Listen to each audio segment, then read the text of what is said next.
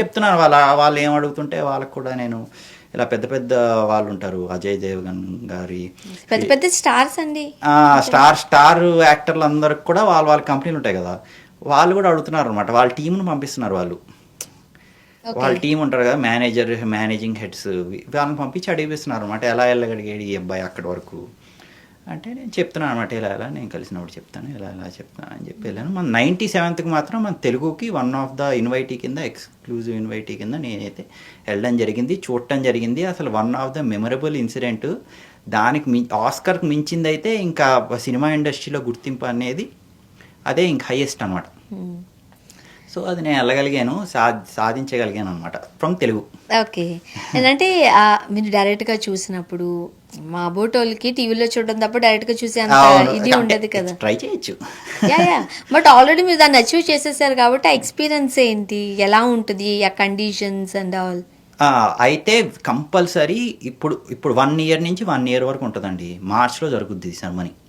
So March నుంచి March వరకు, మార్చ్కి మనకి జనవరికి నామినేషన్స్ ఇవన్నీ వచ్చేస్తుంటాయి.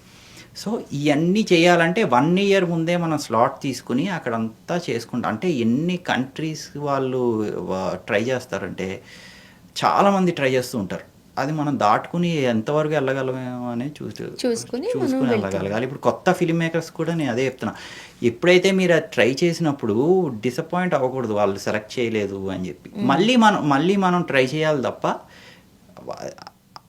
అక్కడి వరకు వెళ్ళగలిగారంటేనే it's very great achievement. One of the great achievement from India నుంచి అక్కడి వరకు వెళ్ళగలిగారంటేనే చాలా గ్రేట్. సో భద్రం బీ కేర్ఫుల్ తర్వాత మీకు తెలుగులో ఎలాంటి అవకాశాలు వచ్చాయి?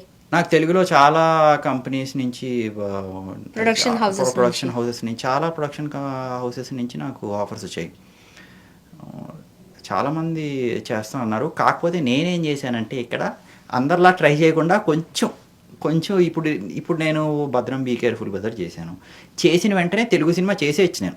అప్పుడు అంత పెద్ద కంపెనీ వాళ్ళు నన్ను గీతార్ట్స్ లాంటి వాళ్ళు రిలీజ్ చేశారు. అండ్ మారుతి గారు కూడా పెద్ద అప్పటికే మంచి డైరెక్టర్ సార్. సో అప్పుడు నేను ఇంకా చేసేయచ్చు వెంటనే అప్పుడే.